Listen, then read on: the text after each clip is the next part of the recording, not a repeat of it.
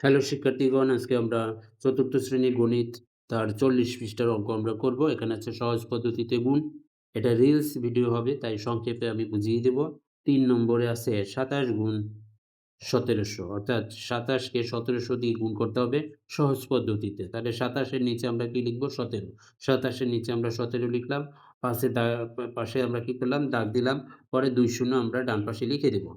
এরপরে আমরা কি করব? 17 দিয়ে 27 কে গুণ করব। তাহলে 7 7 হচ্ছে কত? 49। 49 এর হবে 9 হাতে 4। 7 2 14 আর 4 হচ্ছে কত? 18। এরপরে এক ঘর বাদ দিয়ে আমরা কি করব?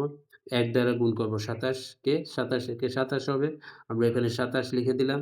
এরপরে আমরা এখানে দাগ দিয়ে এই এখানে আমরা গুণ আকারে করব।